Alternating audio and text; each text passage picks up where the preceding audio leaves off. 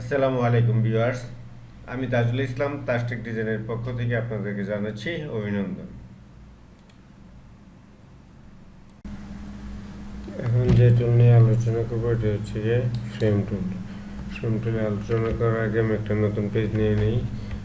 আমি file menu থেকে আমি নিউ অথবা ইয়াতে কন্ট্রোল এন চেপে আমি একটা নতুন পেজ নিয়ে নিতে পারি।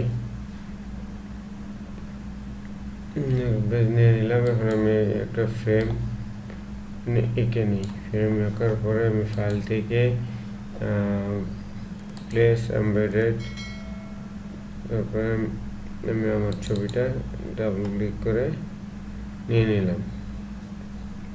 তারপর আমি যদি ওপেন করে দেখেন ছবিটা এভাবে করে ওপেন হবে, আমার সুবিধা মতো জায়গায় রেখে নিলাম। এরপর আমি উইন্ডোজ থেকে প্রপার্টিসে ক্লিক করে এখানে আমি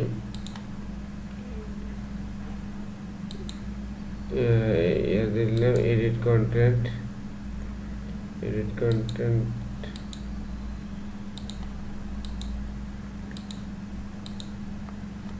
তারপর হচ্ছে আমি যদি এখান থেকে প্রপার্টিতে যাই, প্রপার্টিতে গেলে আমি ইয়ার সাইজ পিক্সেল আছে 1, আমি যদি এখানে পিক্সেল বাড়িয়ে দিই,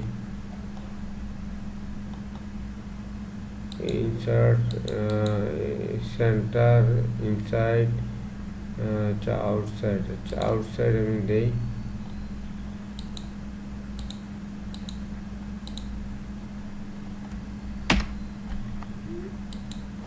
দিলাম 10 আউটসাইড, আরেকটু বাড়িয়ে দিই। কালার আছে কালো, আমি কালারটাকে চেঞ্জ করে এই কালার দিই, দেখেন সুন্দর লাগতেছে। এভাবে করে আমি ফ্রেম দিয়ে খুব সহজেই কাজ করে ফ্রেম তৈরি করে ফেলতে পারি। আশা করি টিউটোরিয়ালটি ভালো লেগেছে। আর ভালো লেগে থাকলে অবশ্যই লাইক, শেয়ার, কমেন্ট দিয়ে আমার সাথে সংযুক্ত থাকবেন। আর যদি সাবস্ক্রাইব করে না থাকেন তাহলে আমার চ্যানেলটি দয়া করে সাবস্ক্রাইব করে দেবেন। ধন্যবাদ।